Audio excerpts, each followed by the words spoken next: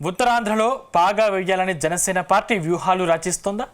ఇందుకోసం మెగా బ్రదర్ను రంగంలోకి దింపిందా? పవన్ సూచనతో రంగంలోకి దిగిన నాగబాబు ఆ నియోజకవర్గంలో గ్రౌండ్ ప్రిపేర్ చేసుకుంటే అధికారులు మాత్రం ప్రోటోకాల్ పాటించడం లేదా? ఈ మ్యాటర్ను సీరియస్గా తీసుకున్న పవన్ ఏకంగా మండలి సెక్రటరీకి ఫిర్యాదు చేశారా? అసలు నాగబాబుకు అవమానం వెనుక ఉన్నది ఎవరు? ఆయనకు అధికారులు ఎందుకు ప్రోటోకాల్ పాటించడం లేదు?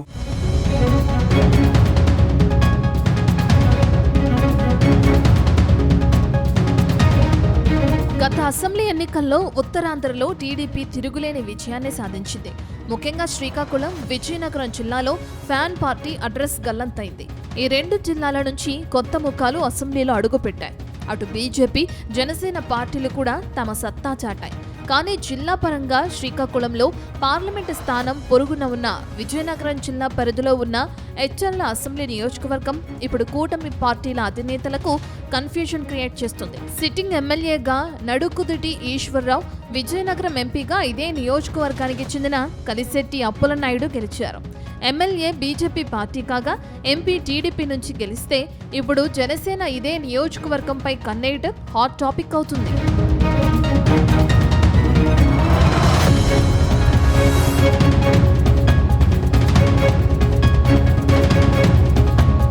ప్రస్తుతం Janasena MLC mega brother Nagababu వ్యూహాత్మకంగా అడుగులు వేస్తున్నారు. 2031 వరకు శాసనమండలి సభ్యుడిగా గడువున్నప్పటికీ రాబోయే సార్వత్రిక ఎన్నికల నాటికి తనకంటూ ఒక నియోజకవర్గంలో పాగా వేసేందుకు పక్కా ప్లాన్తో ముందుకు వెళ్తున్నారు. ఇందులో భాగంగా శ్రీకాకుళం జిల్లా ఎచ్చర్ల నియోజకవర్గం లావేరు మండలంలో ఇటీవల ఎమ్మెల్సీ నాగబాబు ఒక కార్యాలయాన్ని ప్రారంభించారు. ఇక మీదట ఎచ్చర్ల నుంచే నిరంతరం పర్యవేక్షిస్తానని కార్యకర్తలకు, నేతలకు భరోసా కల్పించారు.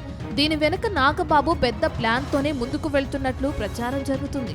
2029 అసెంబ్లీ ఎన్నికల్లో ఎచ్చర్ల నియోజకవర్గం నుంచి పోటీ చేసి అసెంబ్లీలో అడుగుపెట్టే ఆలోచనలో మెగా బ్రదర్ నాగబాబు ఉన్నారని పార్టీ వర్గాలు సైతం అంటున్నాయి.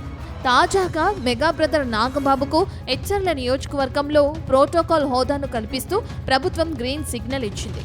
ఇకపై శాసనమండలి సభ్యుని హోదాలో ఎచ్చర్ల అసెంబ్లీ నియోజకవర్గం నుంచి కొనసాగేలా ప్రత్యేక వెసులుబాటు కల్పించారు. కానీ మెగా బ్రదర్ నాగబాబుకు అధికారులు ప్రోటోకాల్ పాటించకపోవడం చర్చనీయాంశమవుతుంది. అయితే ప్రోటోకాల్ ఉల్లంఘన వెనుక మిత్రపక్షాలున్నాయని జనసేన నేతలు ఆరోపణలు సంధించడం హాట్ టాపిక్ అవుతుంది.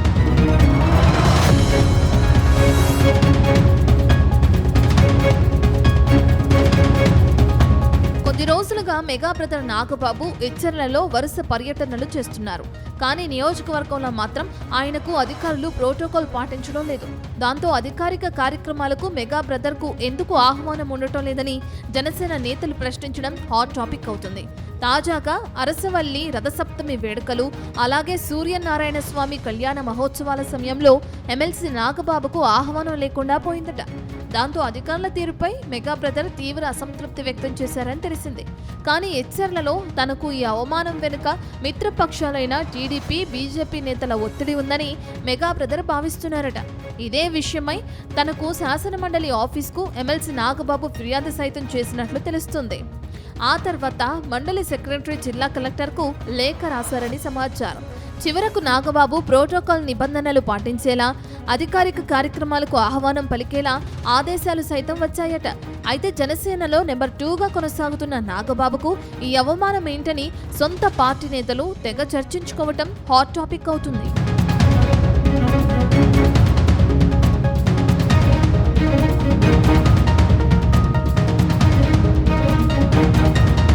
ఇదిలా ఉంటే ఎచ్చర్ల నియోజకవర్గం మాజీ మంత్రి కళా వెంకట్రావు అడ్డా గత అసెంబ్లీ ఎన్నికల్లో ఎచ్చర్ల నుంచి పోటీ చేయాలని భావించిన అధిష్టానం ఆయన్ను చీపురుపల్లికి పంపించారు.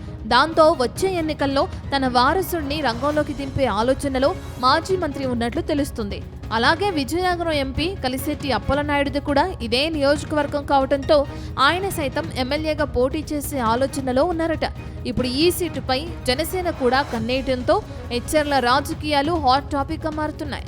మొత్తం మీద ముగ్గురు నేతలు నువ్వా నేనా అన్నట్టుగా నియోజకవర్గంపై పట్టు సాధించేందుకు ప్రయత్నాలు చేస్తుండటంతో పైచేయి ఎవరు సాధిస్తారనేది మాత్రం ఇప్పట్లో తేలేలా కనిపించడం లేదు.